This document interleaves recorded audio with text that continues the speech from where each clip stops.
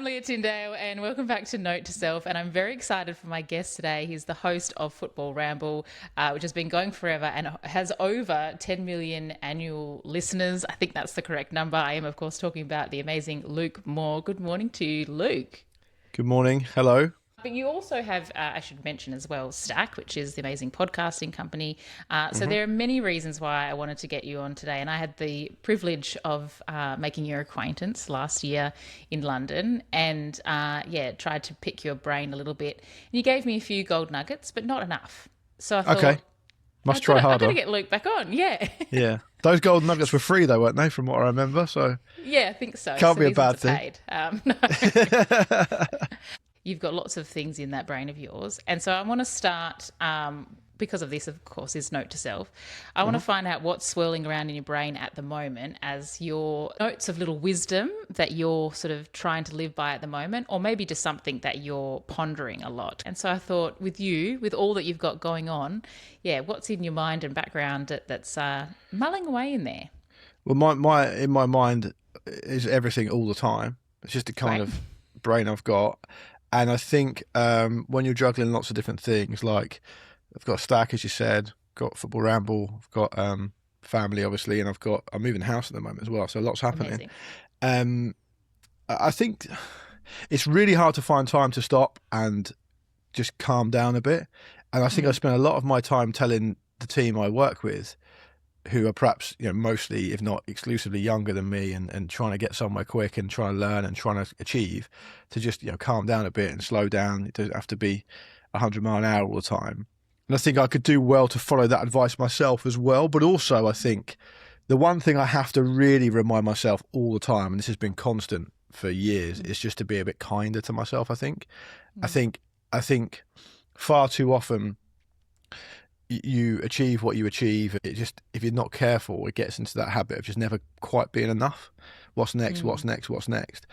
And sometimes you just got to stop and just say, you've done well. Like, be kind to yourself. Don't talk about yourself in a way that you would never talk about other people, right? So just use the kind of language that's a bit kinder to yourself. That would be the one thing I have to stop to remind myself of most of the time, I'd say. But I don't want to sound too emo about it. It's, things are good. No I love complaints. it. I feel like being emo is back in vogue now, so I feel like it's very on trend. Well, I can't keep up. I'm old. I don't know what's back in vogue and what isn't. Sometimes I see kids walking around with stuff, wearing stuff I used to wear when I was in my teens. So it obviously comes back around again pretty regularly. It's very stressful. We would try not to dwell on that, otherwise we'll all feel very old. Yeah, it's quite. If you've kept the clothes though, Leah, you're in clover there. Yeah, exactly. I'd be very happy. What are some of your things then to try and help you feel, like to stay present, stay mindful, and then to be kind to yourself? Do you have I don't know, like a mantra on the wall? Are you a meditator? Nah, I'm not a mantra on the wall guy. I find that that's the thing. I find that a bit cringe. So I wouldn't do that. But I do occasionally write. I mean, quite literally sometimes write notes to myself. Which is very fitting for the show. And I also speak to a therapist every week, which is awesome. Which is good. And I've done that for ages now, and that's really good. That helps to kind of ground me a bit and center me and kind of get perspective. Because the great thing about speaking to a therapist that I find, and I don't know if I fully knew this when I embarked upon it, but it's really good to experience, is that whenever you speak to friends or family or people close to you, like, it's always good. I've always felt very supported, so it's not a problem. But they've always, by definition, got their own shit going on, right? Which is perfectly legitimate. Like, they're living their lives. They're real human beings, and they have to get their own stuff together. They can't be spending all their time helping you as much as they'd like to, even. And with a therapist, like, there's no baggage. Like, there's no. Yeah. He doesn't expect anything back. You haven't got to. It's quite a relief, because you don't feel like they've been really nice to me. You got, what can I do for them, kind of thing. That's just not how it works. It's a completely neutral environment, which I find very helpful. So that's good. Generally speaking, I've also, since the end of last year, I have actively chosen to slow down a bit, to not work as much, and to let the people who I work with do their jobs and give them the room to achieve. And they know that I'm there if they need them, but give them the room to kind of experience things and grow. And sometimes I think there's far too much temptation to be more of a human doing than a human being. So like, you know, it feels like occasionally if you're not doing something, just anything, you're not worthy of life or space or whatever. And that's just not true. So it's a bit of a constant battle, really. I think sometimes my strengths have also been my weaknesses. So my strengths are like, I've got a capacity for a lot of work. I can work really hard. I think I've got enough intellectual ability to understand the things I need to understand. But at the same time, if you are ambitious and you do work hard all the time and you are someone who likes to be stimulated intellectually, you can just always want more and more and more. And as you get older, that can be quite destructive, I think. So, yeah. Does that answer your question? Hopefully. If not, I could try again. Too bad. No. yeah. No, I think that's great. And I feel like I'm been in a similar mindset. Part of the reason why I started Note to Self was to try and take on the wisdom of others and slow down and not, put so much pressure on yourself. Well, you've had an amazing journey, right? It's cool. Well, it's interesting, your journey, yeah. Yeah, I mean, it's maybe a little bit too much navel gazing at times, but, I can't help it. It's in the title. I've got to look at the but the navel gazing part of it, like I had that self-conscious kind of worry about that when I started doing therapy. And it was like, is it navel gazing though, if you're actually engaging with someone and talking about it and articulating it and using it in a way to help yourself and tell other people, even if you don't achieve that, and even if people think that's cringe or whatever, you are still trying to do something. Like, to me, navel gazing is just sitting around moping, and when someone says to you, are you okay? You say, yeah, fine, don't worry about old little old me, and that's not what you're doing. So I don't think that's fair. Yeah, okay, fair enough. All right, stand corrected. And you have had an amazing journey, an interesting journey. And I don't quite know exactly how much of it you've told everyone on this show, but it's a great journey. See, now I'm curious about what you remember. This is interesting. Well, you can. What do you think? What is my journey? You told me when we met. You told me about. Therapize me now. Can you? Well, no, I don't want to overstep and say things that you perhaps haven't shared. But okay, this is the perfect place for you to. So you talked about journey away from faith and your divorce and all that kind of stuff. And I honestly found it fascinating because I thought it gave you an incredible amount of wisdom for someone who still is pretty young. And that's quite rare, I think. I think one of the things we talk about with our team at work and stuff, because like I say, I work with a lot of younger people, is this idea that you can't shortcut the experience you need to achieve the things you want to achieve. So there's a bit of a disconnect, right? So young people, they're desperate to get anywhere quick. They don't care. They just want to get somewhere. They want to achieve things, and their roommates have got a pay rise, and their other friends getting married, and they feel like they're being left behind, and they're bombarded with all this stuff on social media as well. But the irony being that, like, you can't really achieve what you want to achieve despite the potential you've got if you've not got the experience. And you can't shortcut the experience. You have to just go through shit to get it. And when people go through experiences like you have intimated you had, and there's other examples as well, it gives you an amazing amount of wisdom. And I think it also gives you, it may not feel like it, but it also gives you a bit of peace, because it's like, I've got through that and I'm fine, or I've made it through and I'm still here. And that can make you a lot more powerful than someone who doesn't have those experiences. And I think it's quite rare to see someone with interesting experiences they've come through that have been quite hard, but who are also still quite young. And I think that's quite refreshing. That's basically what I was saying. Okay, great. Thank you. I also keep saying that you keep saying I'm very young. It's very nice. So you can just keep saying that because I feel like you've. Well, basically everyone I talk to is younger than me. So, that's basically what I mean by that. And you're only in your 40s? Yeah. Yeah, Let's leave it at that. Yeah, okay, great. That's not far off, but okay, great. No. Do you put like some of this sort of thinking on the Luke that started the Football Ramble back in, was that 2007? Yeah. Do you wish some of that learnings you had, or do you feel like you've always had an innate wisdom with some of this stuff? Yeah, I think it's always tempting to backfill the narrative when you do something that's been successful. I think when there's a lot of luck involved, I think, and then when you're, as a human being, when you achieve something, however big or small, but something that is of impact, I think the human temptation is to try and backfill it, to try and explain it somehow, to try and either rationalise it so that you know that it was what you did and that's why you're successful, or to give yourself the comfort that it wasn't just random or a bit lucky. And so, I mean, I think there are some things involved in it that I did control and that I did contribute, of course. But I do think, there's lots of other people involved, for one, and there's a lot of timing involved too. And I think then what you need to do once you establish that there's some fortuitous timing, is you obviously have a responsibility to ride that wave and acknowledge it and try and get on the back of that wave and get there. And so I think a lot of that was involved at the start of that journey. I suppose there wasn't really any ambition for it. It was just like, this will be a fun thing to do. I think we'd be quite good at it. Let's do it. And a lot of that came from my co-host Marcus at the time. And then I think you kind of team up with good people who are able to maybe bring things to the table that you can't, which we definitely did. So my business partner John, who I run Stak with as well, he's very good at all the stuff I'm not very good at, and so that's been helpful. Great. And he's not a public facing guy, so you don't really see or hear much about him, but he's been every bit as important to it.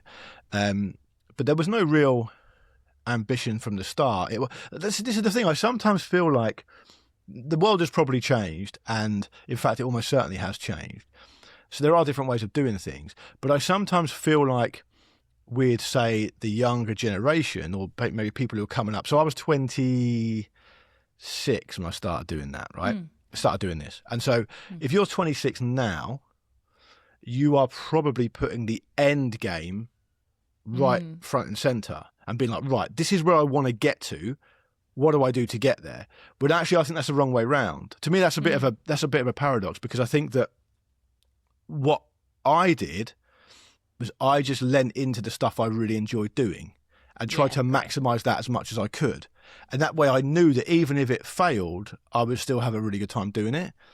And I think when you put it the other way round, it just feels like it would cause, I'm just trying to empathize with that. And if I'd done it that way, I think it would have caused me a lot of stress, because I think that what people want to do now is they just want to be wealthy, or they want to be, they want to have a partner, or they want to, whatever it is, and they put that front and center. And I think it's the wrong way round. And that's not really how it's been for me. So I think I've picked up things along the way and thought, oh, I've really enjoyed doing that. Maybe I'll do more of that, or we're pretty good at that, so we can lean into that. And you just kind of mold it that way, and it's almost like an organic way, rather than in 5 years' time I want to be a millionaire. Because I mean, it's just a cartoon understanding of what the world is. And I think you can fold that across to lots of different aspects of life. I feel all the young people we work with are universally just great, and they want to get on, and they want to work really hard, and they're really balanced, and they're really nice. So I'm not talking about them, but I just sometimes see things from a distance and think, yeah, that couldn't be me. I wouldn't like to do it that way now. I think that'd be hard. It is a tricky thing, I think, sometimes putting the cart before the horse. I know for me at the moment, I've just had a recent revelation that instead of trying to become a social media person, because that's what you need to do to be better on radio and be better with podcasting, is I'm going to do the other things that I love, which is writing, and get back to doing, my journalism side of things. And then maybe people might find me that way, rather than the other way. And if not, it doesn't matter, because that will bring me more joy doing that than trying to be a social media person, which I can't do. Yeah, and you're already a broadcaster, right? You're already doing a show that you love doing. And so it sounds to me, I mean, naturally you're going to get better at it because you'll do it more, and it'll take you where you, I mean, ultimately, I don't mean this in a cruel way, but it'll take you where you deserve to be, right? And that's the thing I always think about with like, am I good at this? I'm not bad at it. Am I the best at it? No. Am I ever going to be, the very, very top of the very top broadcasters this country has ever produced? No. But I'll get to the level I deserve to get to, because I'll work as hard as I can to get there. And then you have to make your peace with that. I think the social media thing is, look, I'll probably, part of the reason I don't do many of these interviews is because I always end up saying stuff that somehow gets back to the team, and I get in trouble for it. I don't actually care that much about social media at all, even though I run a company that has to indulge in that for reach. Right? Yeah. Great. I don't know if I'm totally convinced, other than the kind of very basic shop window element of it, that it matters. And certain parts of it do matter. So, like, obviously, our shows need to be on YouTube, because YouTube is proven to be a massive discoverability platform now. But I just think if you're a really good broadcaster, focus on that. Don't demean yourself with that social media shit. It is demeaning. Like, and it's like, what is it for? And I've worked the other way around, right? I've been given commissions from companies that have got social media stars to come and make podcasts, and they've been terrible at it. Yes. Because they don't know what to do. because they used it's a very rarefied, specific environment, that social media stuff. And I think when someone says to you, "Oh, what you should do, Leah, because you want to get on in life as a broadcaster, you need to do 30-second videos of your whatever it is, your makeup routine in the morning," and then everyone will. It's like, off. It's not what it's all about. It's demeaning. I just think it's demeaning. No, I completely agree, which is why I struggle with it all the time, because as soon as you start doing it, it doesn't feel authentic anymore, and then people notice you're not being it's yourself. Exactly. Yeah. And also, I work in radio for a reason. There's no way I'm doing a makeup routine in the morning before I go. Because you can get up and throw some tracksuit bottoms on and go to the content on the radio. Exactly. That's what they've taken from us, Leah. As radio broadcasters and audio medium broadcasters, they've taken that from us because they've made us do video. Unfair. I know. Yeah, it's totally unfair. I completely agree. Why can't we go back? Why can't we go back to when podcasts were just audio and we didn't have to worry about the video side of things? Totally agree. Totally. Yeah. The other thing that this is a theory I have, and I don't know if you've ever been asked this, and it kind of undermines a lot of the hard work that you do. So I don't want to undermine the work that you do. Don't worry. I've been assaulted much worse on the internet, I'm sure. Okay, great. Well, I'm curious if you think if COVID didn't happen, do you think your podcast would have been as big? Like, you were already big, but then I feel like COVID did a big extra push. Well, my in terms of, I mean, I've seen the raw numbers around COVID before it, during it, and after it. So I guess I've got some data to back this up. My take would be that COVID was helpful for some of our shows, but actually very unhelpful for others. Huh. And what I mean by that is the Football Ramble, which you're referring to most directly there. Yeah, that really suffered from COVID. Oh wow, it really suffered because people weren't commuting, and it's a daily show. And also that we weren't able to invest money into it because advertisers and sponsors didn't know what was going on. So the economy took a big hit. So actually, that was a really difficult time for us. I think that the natural kind of instinct is to jump to, people had nothing to do, so they all started listening to podcasts. It's not my experience. It's just not what happened for us. For like the type of shows like, I don't know, what's one that everyone knows? Like Serial.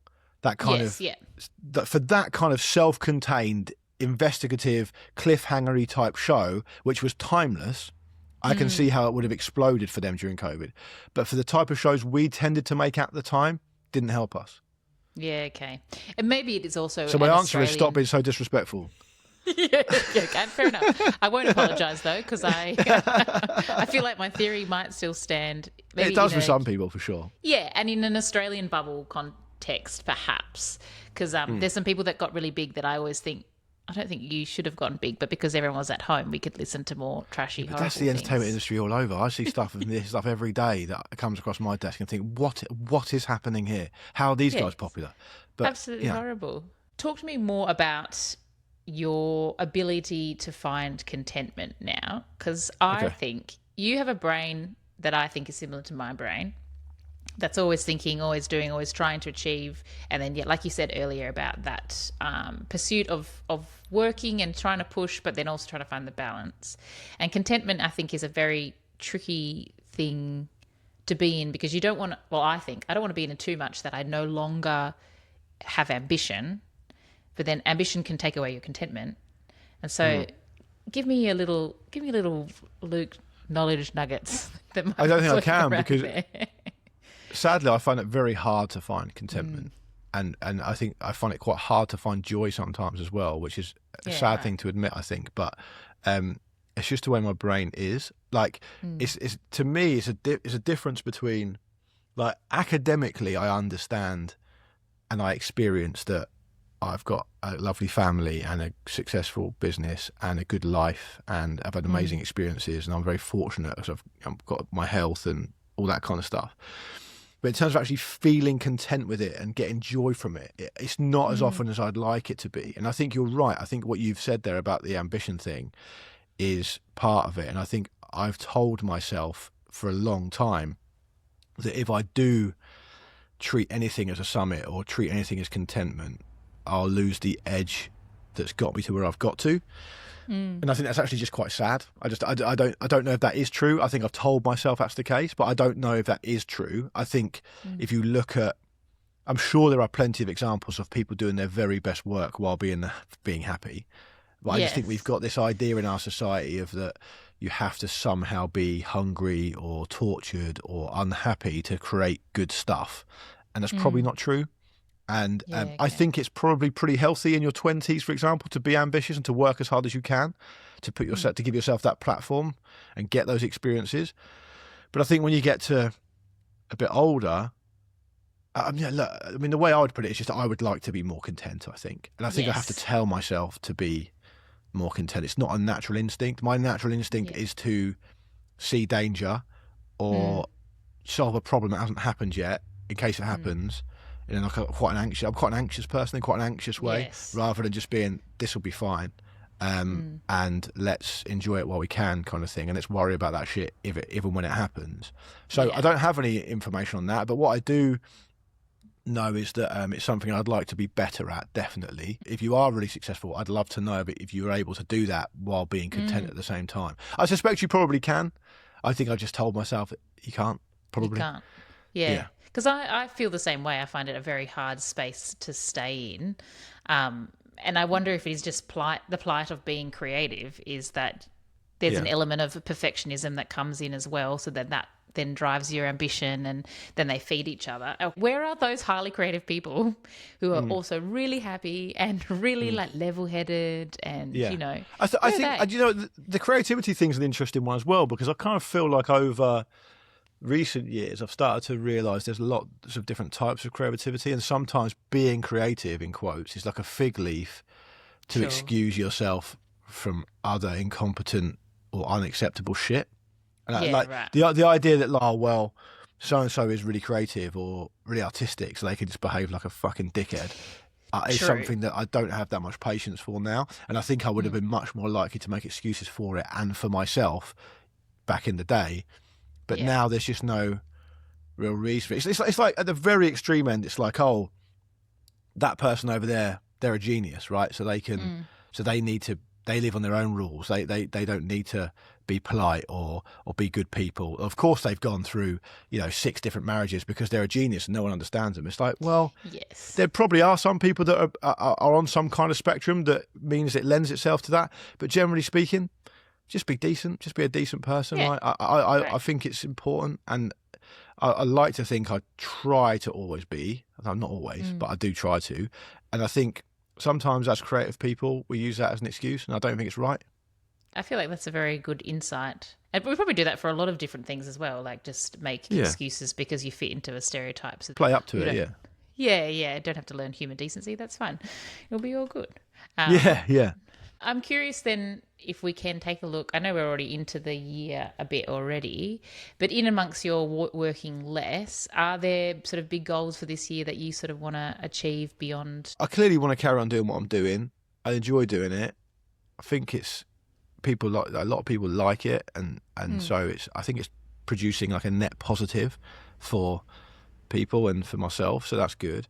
But I mean, the ambition thing is something that is, as you've already alluded to, it's like a blessing and a curse. And I think there's a lot of self-improvement stuff around now, which I think is harmful.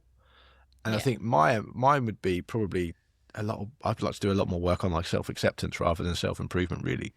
Oh, I think all this self-improvement stuff is completely ignorant of self-acceptance, which I think is why it's part of the reason why. I mean, I can tell you a little bit more about why I think it's damaging if you want, but I think that's the main reason why it's damaging. I think it can be in the worst case like quite corrosive for people, and the reason for that I think is because your successes and your ambition and your idea to be self-improved is unique, and I don't think it's relevant across the board to people. If you just do this, you'll get that.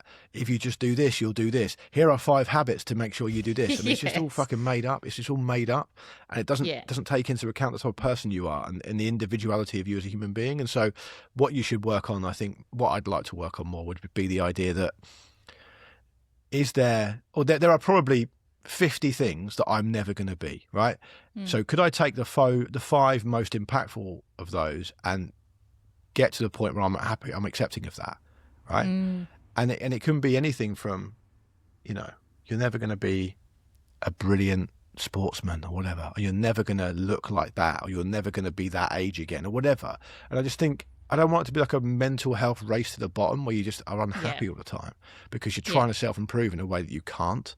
And I think that's dangerous, particularly dangerous in like vulnerable young people. I would say, because of my experiences, particularly vulnerable young men who get radicalized by this shit. And I think I'm trying to avoid the A word at the moment.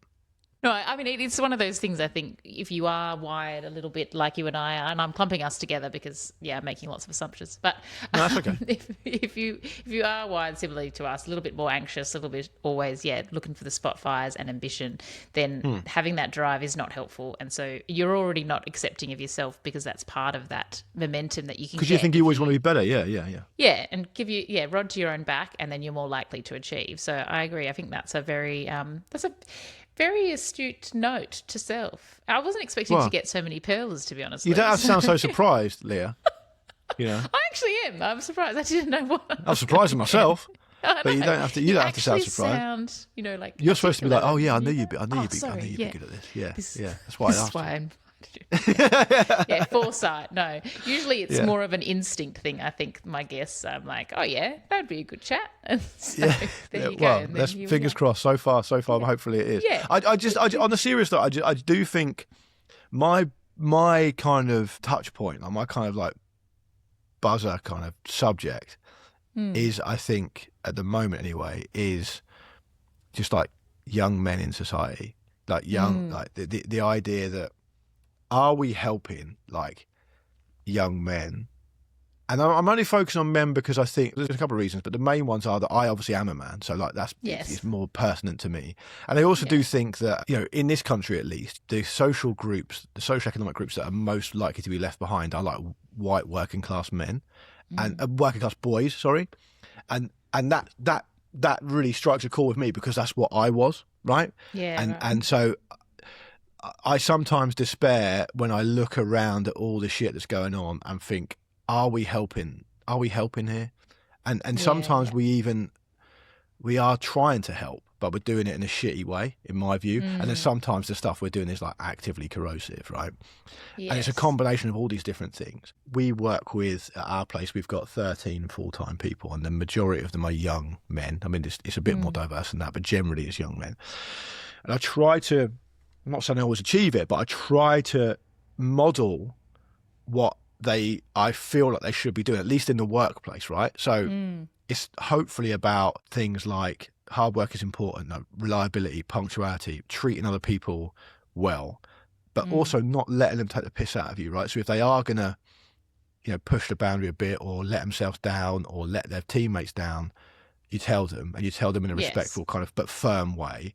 And I think, I'm not trying to overstate what can be achieved with them because it's only their job and we don't have them all the time. But ultimately, I think that's a good basis. And sometimes I do see a lot of excuse-making behaviour from like older men about how younger men should be.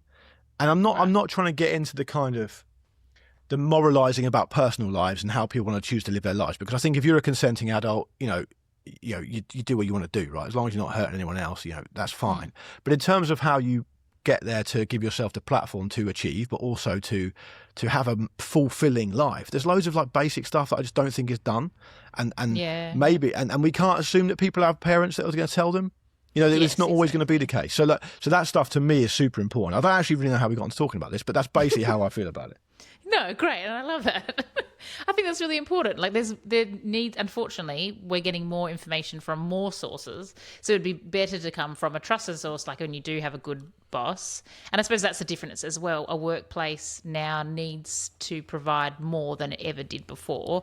Like, 20 even years ago, you're not looking for your workplace to, give you sort of, not moral compass, but parental figures almost. There's a pastoral element to it now. Yeah, exactly. Yeah, I think Which so. no one ever wanted before from work, whereas I think Gen Z, millennial even, to some extent, want that, which is a great thing that you guys you're in a position to be able to do that, to recognise that and be proactive. Is it a sort of a mantra of Stak that you are operating in that way, or do you think it's more your leadership style? I mean, I can't speak on behalf of other people. The other guys who run the company with me do their own thing, but we're all broadly aligned on what we think is good Yeah. behaviour, like decent behaviour, course, and, good.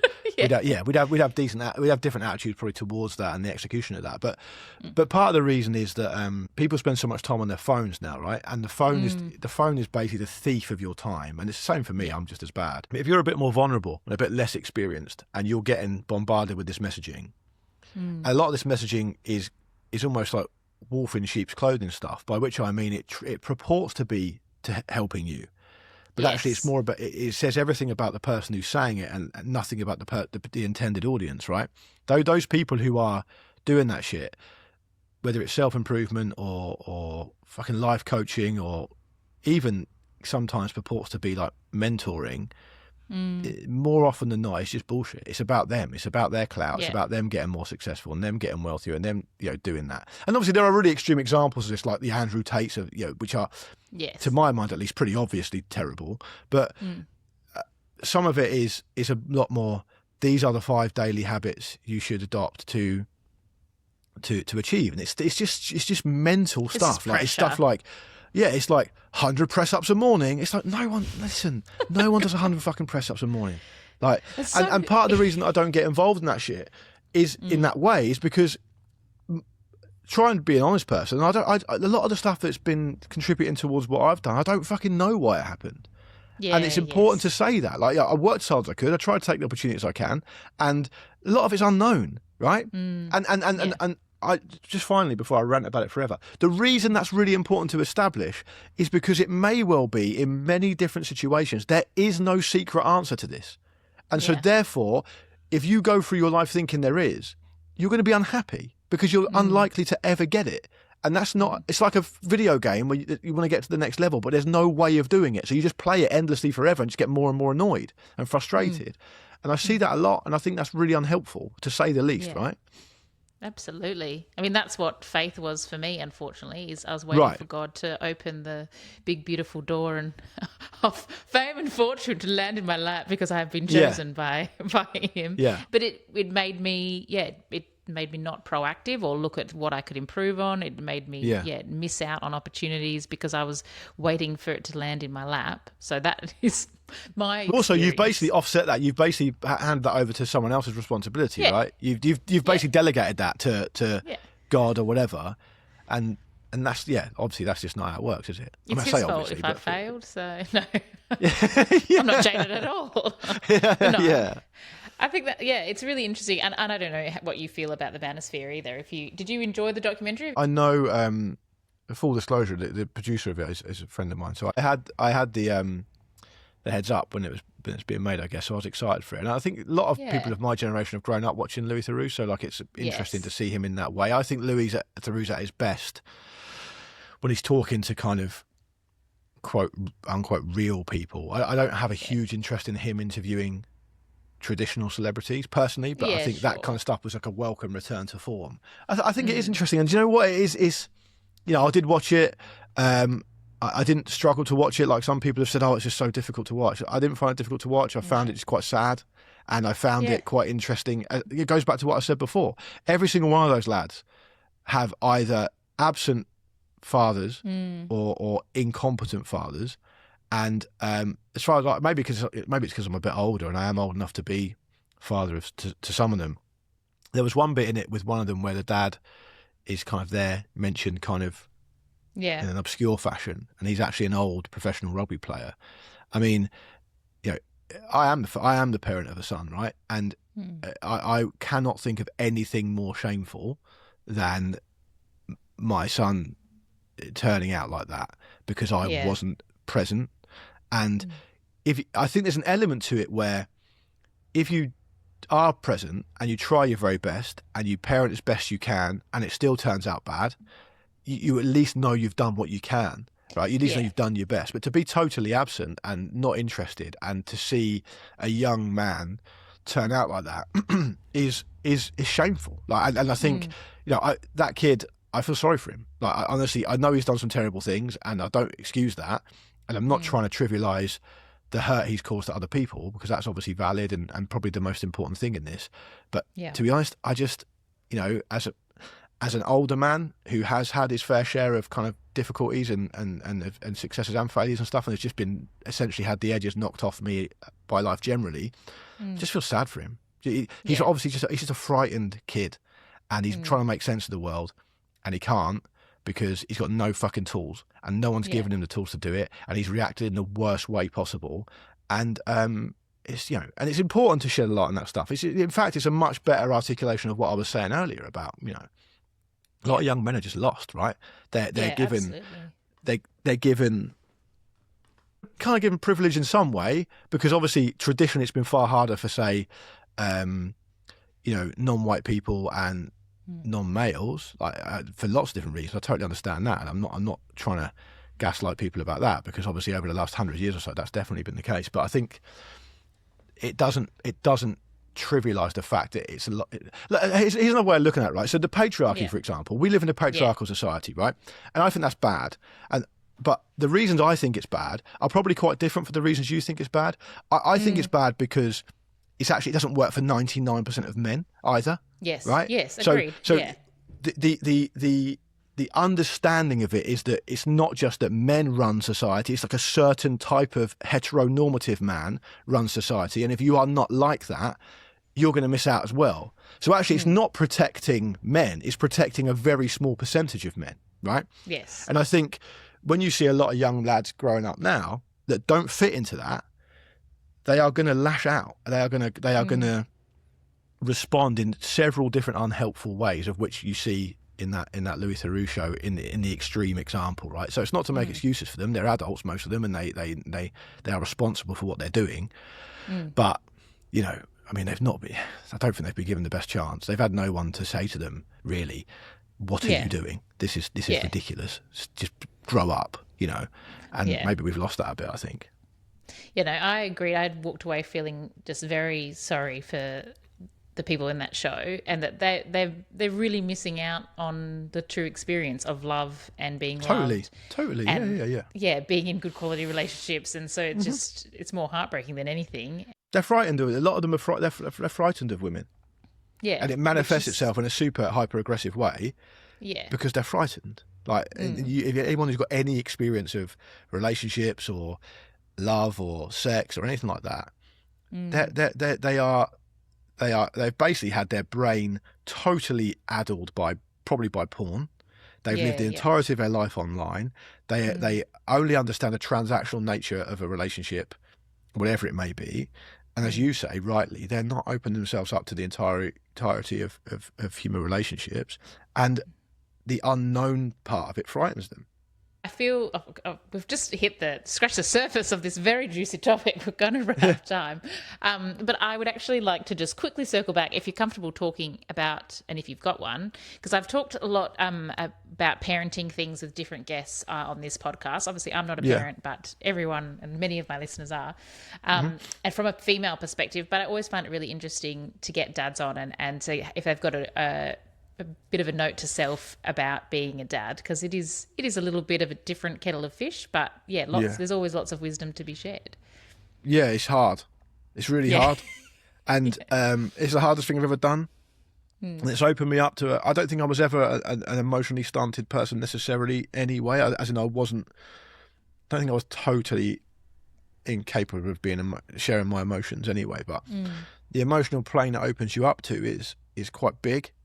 And the big takeaway I've found, I mean, if there's anyone listening to this that's about to become a parent or whatever, I don't really like the idea of giving parental advice to other people, because I think it's just so unique. Like every person's unique, and every child and every parent's unique. And I think other than the practical stuff, like, oh, that's a really good brand of nappy or whatever, you know, other than that, it's pointless. The thing I would just say that I've found is that it's now entirely possible for me to keep several different emotions in my head at the same time.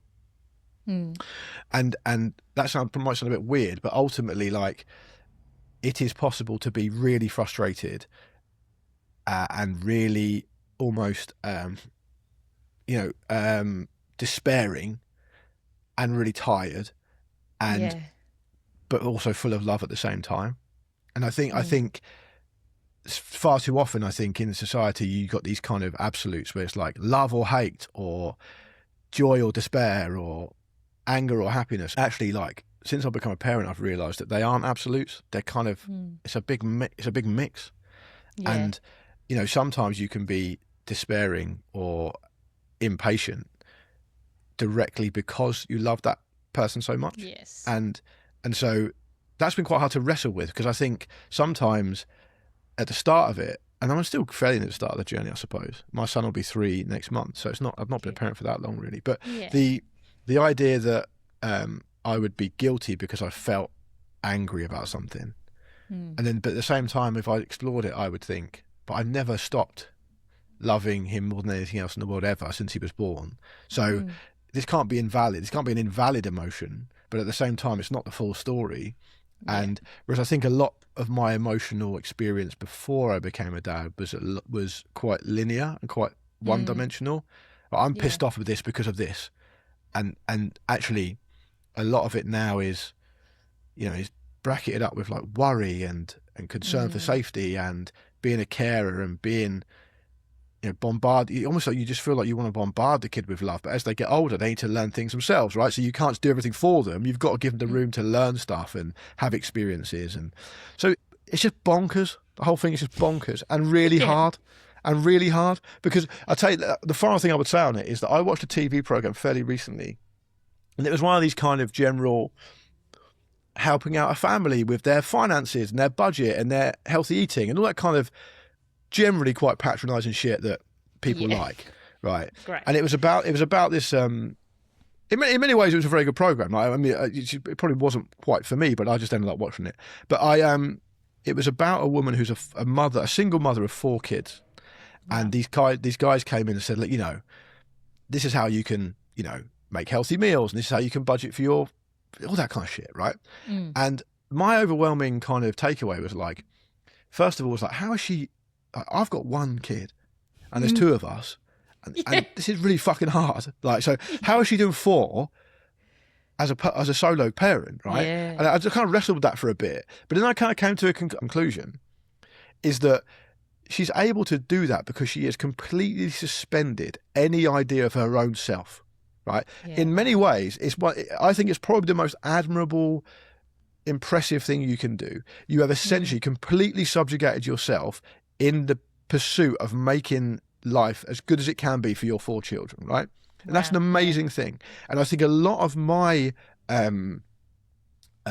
difficulties, if I want to, difficulties is probably too strong a word, but for want of a better word, difficulties have come from the fact that I am far too often trying to grab hold of and keep hold of my sense of who I am and who I was before I became a parent, and why my life is important as well. And I actually think, for me, the best thing to do would be to find a balance. So don't lose sense of myself, because I want to be able to be a good parent with experiences and speak from a position of wisdom. But at the same time, don't be so selfish that you can't find time for your child. And so that's a bunch of my assorted thoughts. But I think if you are going to be parenting 4 kids on your own, you're going to need to completely suspend, at least for now, any idea that you've got any kind of idea of what you want to do for yourself, because you're just not going to do it. I think, unfortunately, it's one of those pieces of advice that no one really wants to hear, but it is good and important, because I don't want to frame it as advice, because I'm not trying to. I'm just trying to talk about my own experience, because I honestly don't think it's helpful to give advice to people who want to going to become parents. Just a note on their wall, if they want to look at it, they can look at it.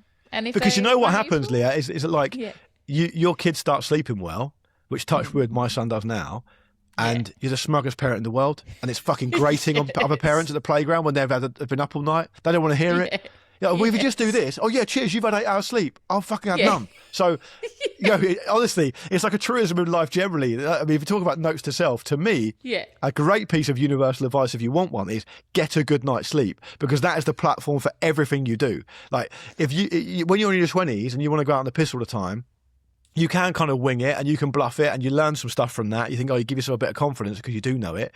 But ultimately, really, trust me, get a good night's sleep, because everything comes from that.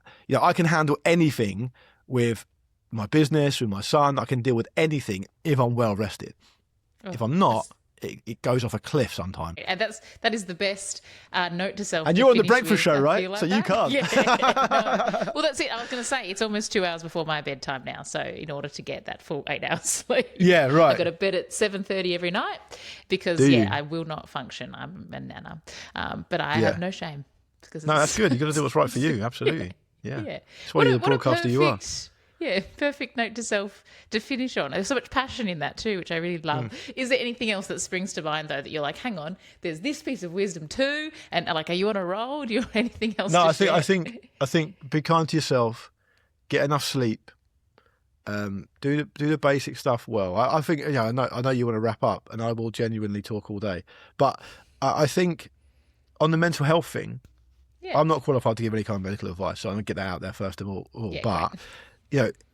Sometimes I do see in this new movement about men improving their mental health, I do see a dishonesty in it. And what I mean by it is it's good to talk. And like I've already said, I do speak to a therapist and stuff, right? But that can't be the whole story. Like I'll tell you another thing, I don't drink that much. And the reason I don't drink alcohol that much is it's not fucking good for me. Mentally, it's not good for me. And if you are someone who's still putting away 9 or 10 beers on a Saturday night, as a slightly older person, and it's not, I'm not trying to be judgmental because do what you want to do, but if you are not putting 2 and 2 together and understanding why your mental health is in the fucking basement when you're drinking alcohol all the time and you're not exercising, you're not eating well, that's the basic thing you have to start from. You can't go and get some kind of talking therapy and seek medical advice, because the first thing they're going to say to you is, what is your lifestyle like, right? Yes. And so that would be my kind of parting shot, would be get enough sleep, be kind to yourself, but also and this sounds hypocritical to me as I say it because I don't always do it myself, but try to make good decisions. Try to understand yourself, understand why perhaps you're not as happy as you should be. Or if you're not going to be eating healthy and exercising and you're drinking a lot, you ain't going to feel great. Ruined. Yeah, you're not going to feel great. It's not a revelation. Yeah, let's be honest about that. It happens to all of us, right? Just be honest about it, right? So I don't think you can put a plaster on it by going into some kind of talking therapy when all that other shit's wrong. Like, so that to me would be my thing. And I know that sounds a little bit hypocritical around the kind of self-acceptance stuff, but I don't think self-acceptance should just be, I am a dreadful person, so I accept it. That's not what I mean. No. You still need to action behaviours that will help you accept the part of you accepting, okay, I don't do well with alcohol, so therefore I'm not going to have alcohol because I know I accept that part of myself. Yeah, exactly. I still can't get over the idea that someone's having 8 to 9 pints a night. No, come back to England. Is that easy? Come back to it's not for me. I've seen it happen. I've definitely seen it happen. 1 pint and I'm tipsy, 2 pints and I'm done. So that's basically my life these days since I've stopped drinking properly. Yeah, I'm the same. I was actually in a pub on Sunday watching a football match and I had 2 pints. And I was like, that is me done. That's it, cooked. Yeah, which is probably just I've just lost all my credentials that I've built up over the last 50 minutes by saying that. But there we go. No, I loved it. Luke, thank you so much for joining me and being an amazing guest and sharing so generously. I really appreciate it. Of course, thanks for having me. Thanks for inviting me on. It was a real pleasure for me and an honour to be asked.